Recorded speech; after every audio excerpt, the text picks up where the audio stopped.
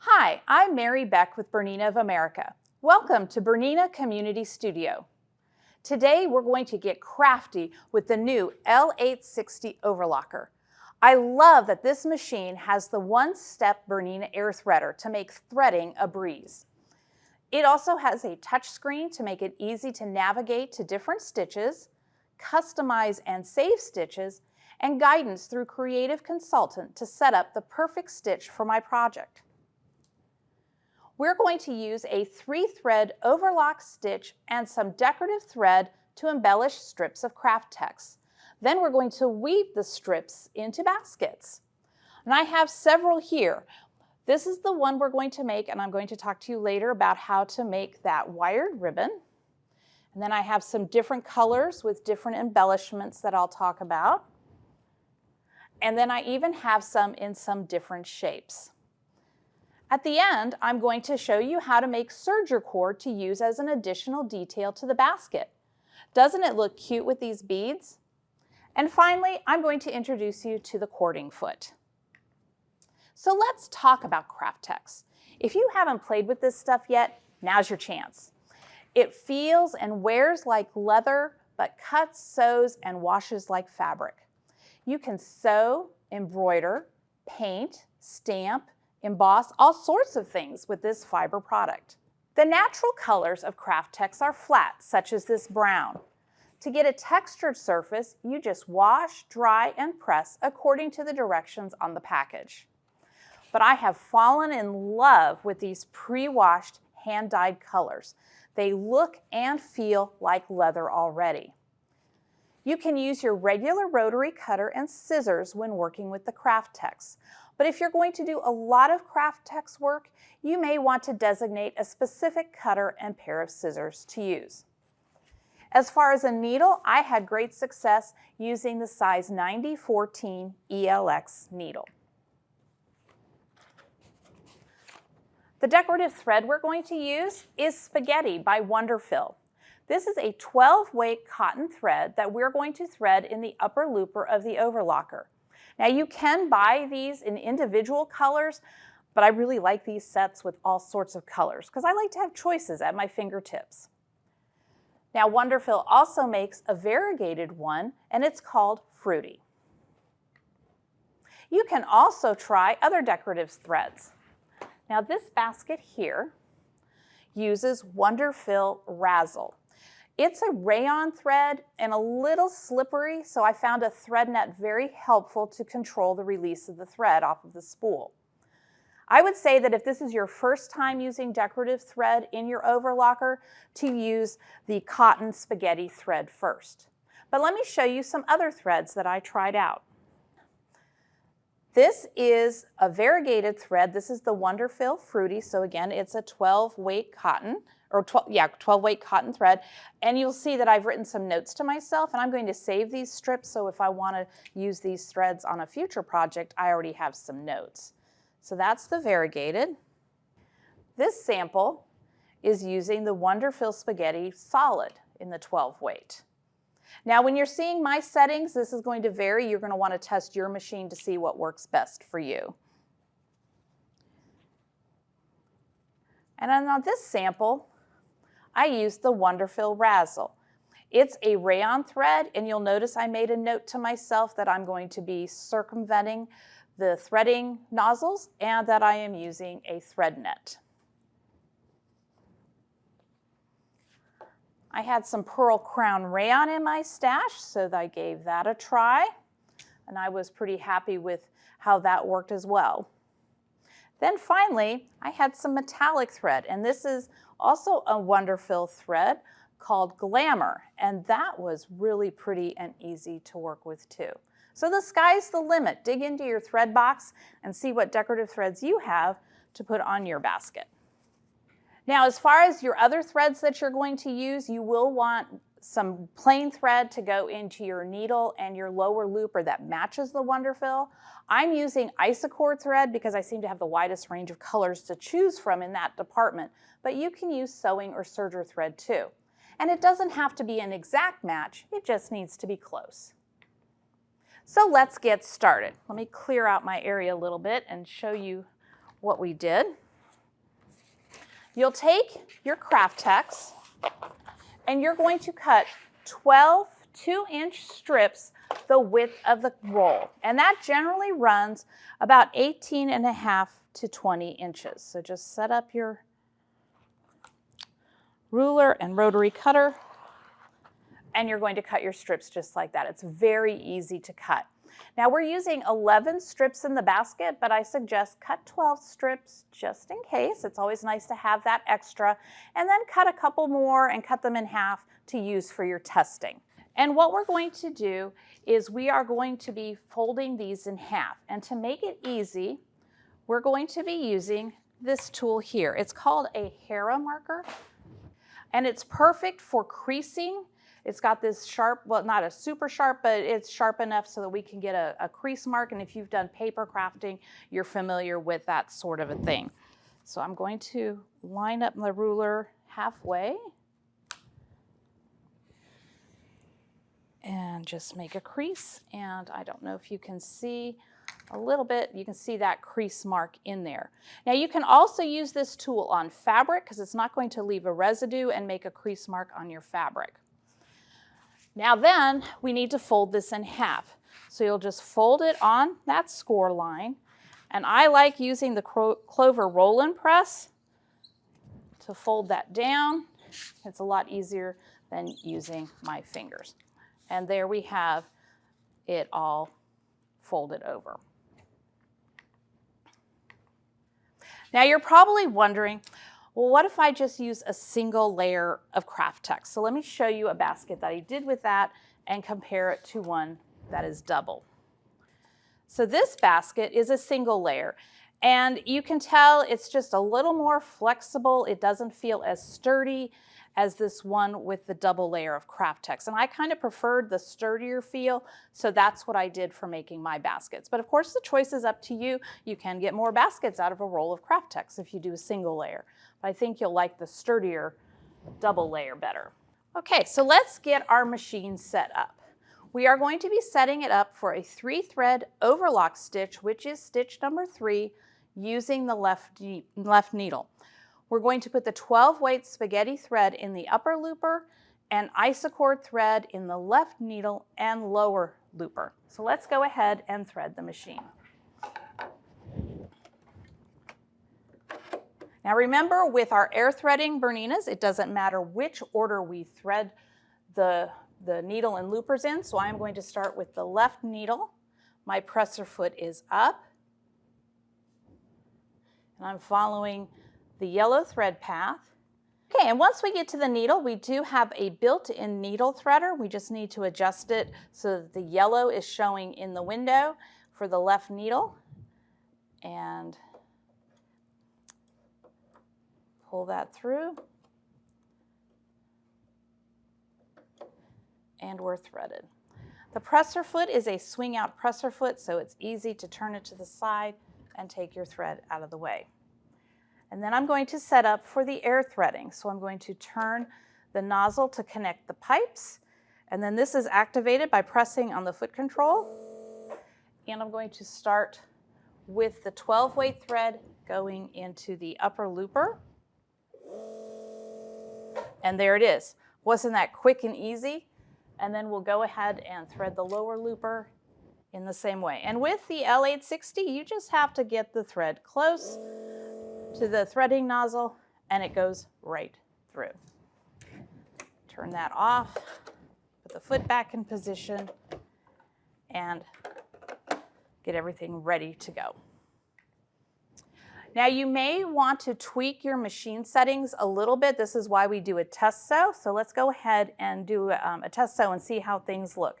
I am going to attach the right seam guide, and I am setting it up so that, I don't know, on your foot, when you look at your machine, there'll be a little notch on the right side of the foot that's even with the blade. And that's where I want the seam guide to be, because I don't want to cut the kraft-tex as I am serging it. Then I'll take the folded piece and start sewing.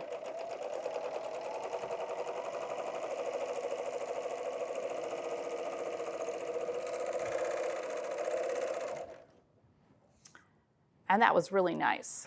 Let me show you what that looks like here. The goal is to have the seam to lay flat.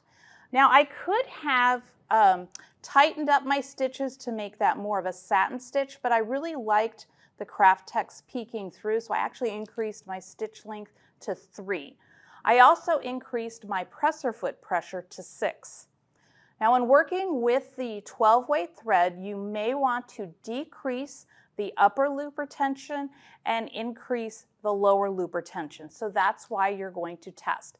And if you're really not sure how to adjust it, that's when you're going to go to your machine and you're going to use your stitch optimizer and you're going to scroll until you get to the picture of what your stitch is looking like, and then select, and it's going to give you suggestions on how to correct it.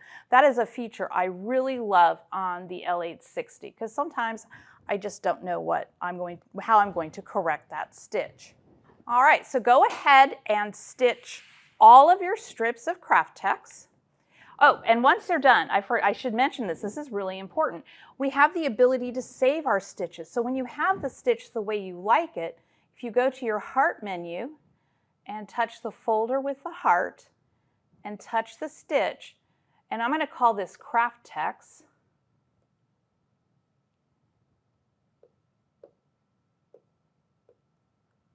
And here I have the opportunities to adjust my manual settings, and I know I had increased my presser foot pressure, so I'll go ahead and tell the machine that's what I want to do.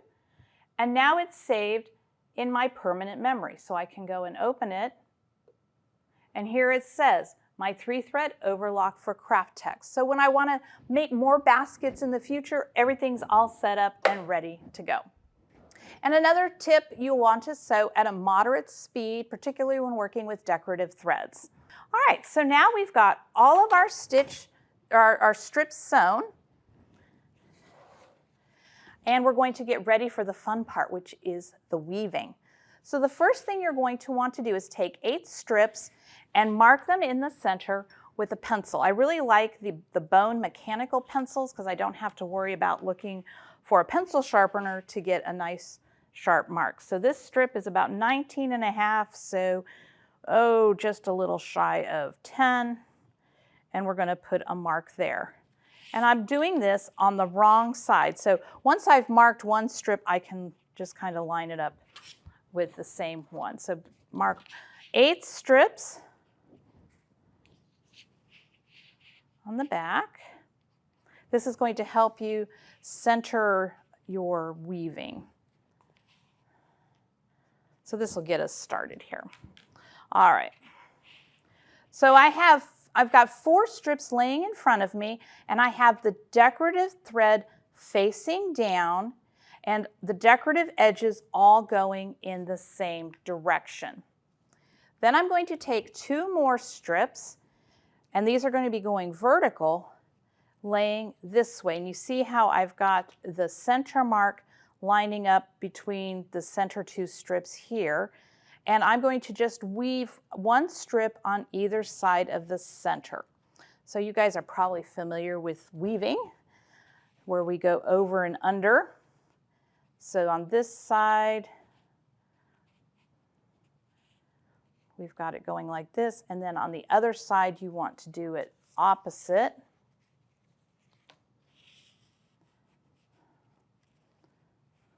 Like so. Do you kind of get how that's going to start? Now, I do like to glue these in place, and because I'm an impatient person, I like to use hot glue because that's going to dry a lot faster. So I will just raise up a strip, put a drop of hot glue there, and just hold it for a minute. If you like, you can take a Wonder Clip and hold that in place, but it does dry very quickly. We'll put another one here. And I can lift that one up. There, I told you we were getting crafty today.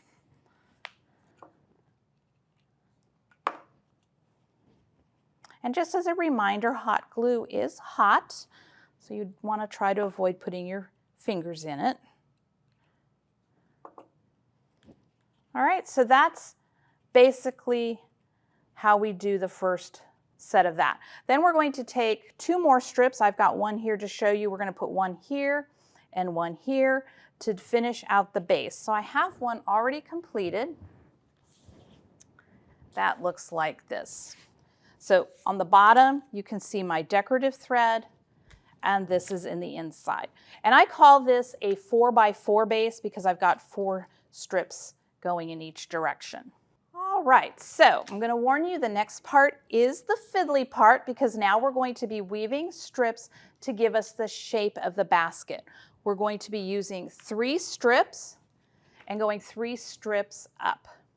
I like to take my first strip and do kind of a test weave first of all, just to make sure everything is going to go the way it wants to. And I do start so that the beginning of the strip is going to be on the inside of the basket. And I do know this is going to make it all the way around, but I always just like to make sure. And if you want, you can take your strips and kind of crease them a little bit like so. And I am going to grab a clip just to hold this in place for a moment.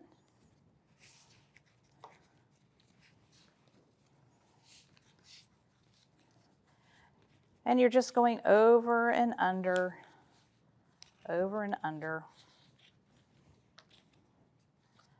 all the way around. So we'll just get that all in place. And I'm in. So it's good to check as you're going because you might miss one. And I always like to double check before I'm finally done and gluing. And that goes around like so. So I know that I am going to make it all the way around. As you get ready to actually do the weaving and set it in place, you want to have it snug to the bottom. So I like that. And then this is where it's getting fiddly because I've got all these things hanging around at the top. So I'll put a clip just to kind of hold them in place so that I'm not fighting them. So we'll just get that set up like that.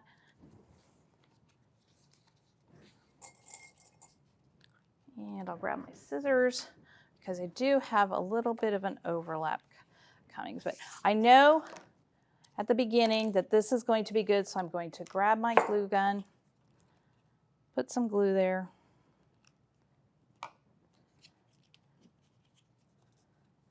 And I'm going to hold this with the clip as I'm going around. And the corners are where you might want to put a little clip. Keep it snug.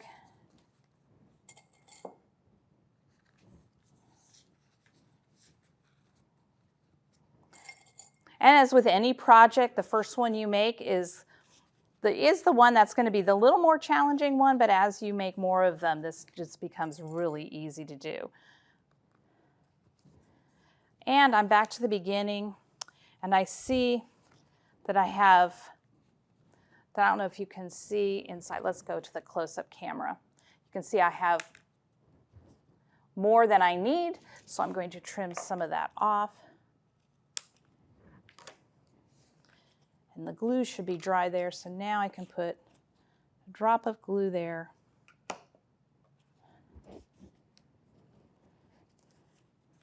And put that in place. And then I will hold that with a clip while I go around with the next one. So do you get the idea of how that goes around? I did make sure that my decorative thread is on the outside and all the decorative thread edges will be facing up. So that's one, and the first one is the trickiest one. You'll have 2 more rows to go around, and then your basket is going to look like this, and you're going to be almost done. So now we have to take care of the tops. And what I did was every other strip, the ones that were on the outside, they are going to be folded down to the inside and woven to the inside part. So let me get to the close-up camera again so that you can see where I am going with that. So here's the top, I'm folding down, I'm looking inside, and right down in there, looking over my shoulder makes this kind of interesting to do. Let's see. the bottom. You can see that strip right there. That's where it's going to tuck in. So I'm going to measure, and it's a little long, so I'm going to trim some of that off. And I'll tuck it in, and then I'll show you what I did.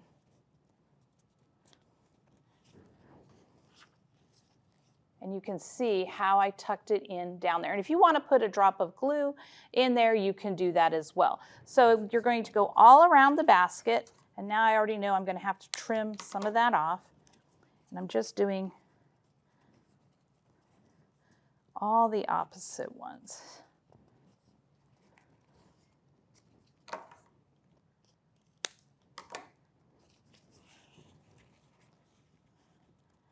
I get one side done so you can see where we're going. All right. So we have these that are coming up and folding over the top of the basket, but we have these two that are on the inside, and I want to fold those down inside the basket as well. You could, if you wanted to, fold them over and tuck them in, but remember we didn't use decorative thread in the lower looper, so that's what's going to show. So if that's how you're going to want to do your basket, you need to plan ahead and put a decorative thread in both loopers. I was happy just to fold it down on itself, and it's actually the second row I'm going to tuck in. So I'm going to trim off a little bit more. Let me tuck it in and I'll show you.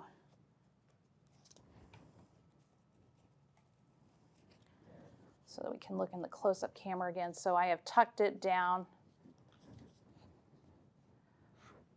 Getting the light on there, right in there. But I do have this flap happening. So back to the glue gun, drop a glue, and just hold it in place like that and put a clip. Now the glue, the hot glue has worked out really well for me. Out of all, I've made all of those baskets probably 2 months ago and put the glue on, and it's held it very nicely, so I've had no worries about that. So you're just going to go all the way around until you're done. And this is what your basket's going to look like. And let me get a shot inside so you can see how that looked. Now you might see like some strips ran a little short and I couldn't tuck them under, and I just put a drop of glue on there.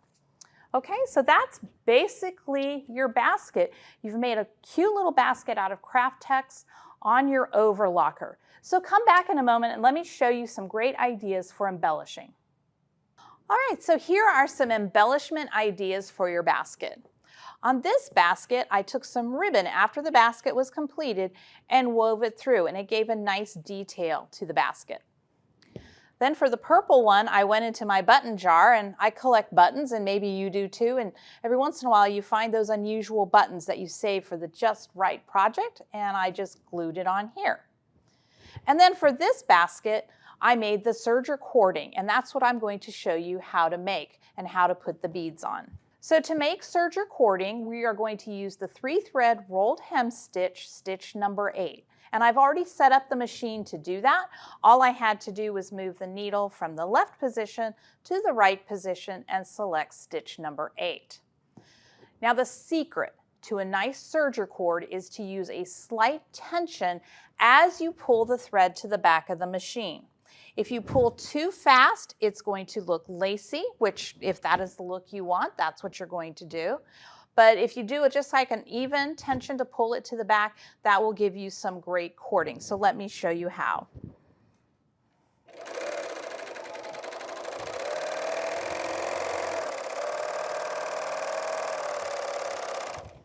And that should be enough for right now. So let's take a close-up look at that. Okay, so where I have got, still have the 12-weight cotton thread in the upper looper and the isocord in the needle and the lower looper. Now what some folks do when they're making lots of serger cord is they actually turn their machine around and they stand in the back and press on the foot control and pull the cord. So, but we didn't have to do that for what we were doing today. I wanted to show you a couple of other cords. This one is made out of the razzle, and I pulled a little harder, a little faster on it, so you can see it's got a little bit of a lacy look. And then this one, I added some glamour thread in the mix. And if you look really carefully, you can see a little bit of sparkle in there. So this is a chance to play and get the look that you want. This size of a serger cord is great in garments if you need to make, instead of a buttonhole, you're just making a button loop to hold the button. Very easy to do on the overlocker. So if you make about 3 yards of the cord, that will be enough to go on the basket. And then got a dental flosser here, and I wanted to show you how you could thread that. So I've got a little bead that you can get at the craft store, and thread this through, and then grab the end of your cord.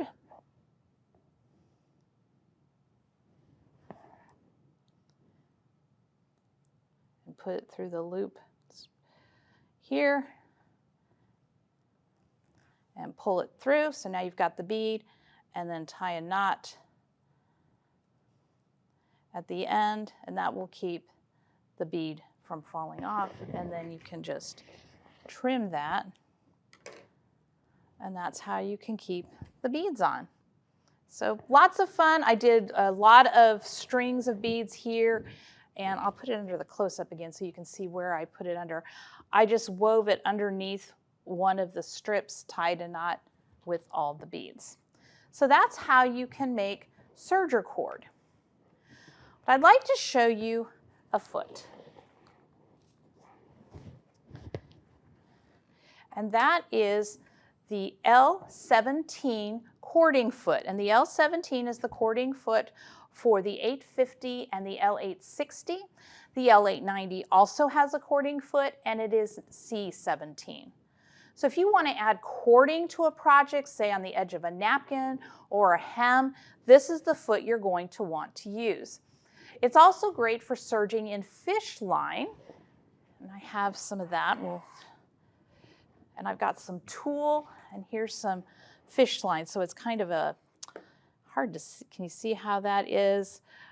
And you guys are probably familiar with the fishing line, but when you put it in tulle, it kind of it finishes the edge and gives it a little shape, and very easy to do. But what I did with this foot is I made wired ribbon. So here is a close-up of the ribbon. You're probably familiar with wired ribbon. You can buy it at the craft store on the spool, but this way I can make ribbon to match exactly what my project is going to be. And I've got wire encased on both sides, and now I can shape it to the way I want it to be, just like on this bow. So let me show you how that's set up. First of all, I am going to set the machine up for a 2-thread rolled hem, which is stitch number 13. Okay, so we're back at the machine, and I'm going to select stitch number 13, which is the 2-thread, rolled hem. Take my presser foot pressure back to 4. I had already brought my rolled hem selection lever to the back. The machine is telling me to make sure I have the right needle in. And all the tension settings are set up for me. I just need to thread I'm going into the lower looper. So we'll move the thread to there. And the thread I am using is Wonderfill Soft Lock. It's got a little bit of a fluffiness to it so that it fills in nicely on your rolled hem edges. Oop, and there it goes. Now because this is a 2-thread stitch, I do have to install the upper looper converter, and that's in place. So we are ready to go. So close everything up. And then let me show you how the wire goes into the foot. I am using a 26 gauge wire that I got at the craft store. I did buy this kind of wire at the hardware store, and there was just a little bit of a difference in it. It felt heavier, so I would recommend going to your craft store to get the wire. Now on the foot, there are a series of guides. So you've got a hole here that the wire is going to go through here. and it's going to go down under the foot, and then on the underneath part of the foot is a groove where it's going to feed through. You want to use these guides. They keep your wire or your fish line or your cord, whatever you're feeding through there, away from your needle and your knife blade. And it's very easy to set up. So I'm going to put it through here. Give yourself a length and poke it underneath. Whoops. Actually, there's a guide right here, and that will fit. So I don't know if you can see, it's going all the way under. And then I'm going to go ahead and attach the foot to the machine. So we'll take off the L10 standard foot that we were using.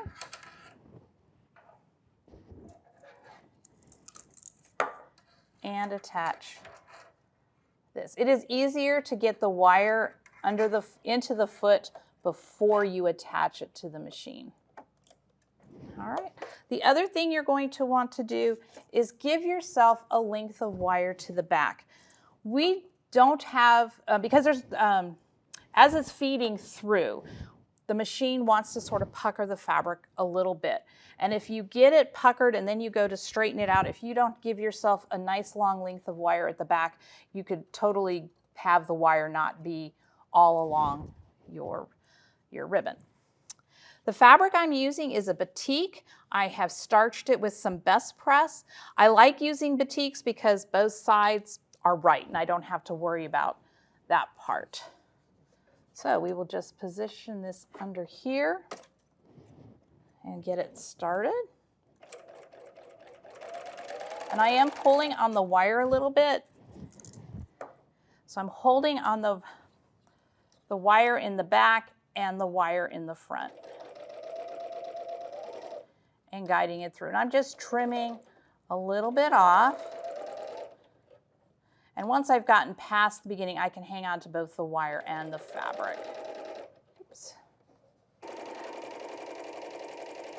And I'm feeding the wire a little bit, and then after you get some through, you'll have to unspool some. And we'll just go to the edge.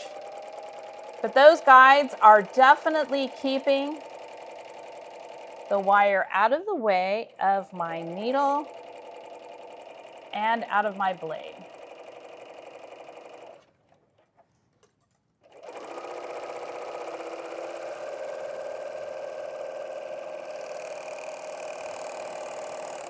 Now when you get to the end, you don't want to use your scissors on the wire. So you want to have a set of wire cutters, just little ones, and snip the wire, and then you can cut the thread.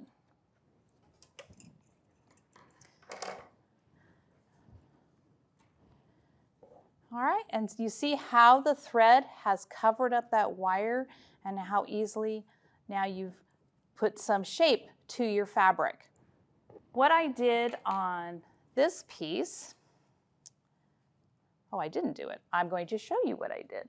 To give the little bit of a V shape, I am going to nip the wire there and there, then go with my scissors and cut a V. Unless you have some craft scissors, this wire will cut pretty easy with some craft scissors. Don't use your good fabric scissors.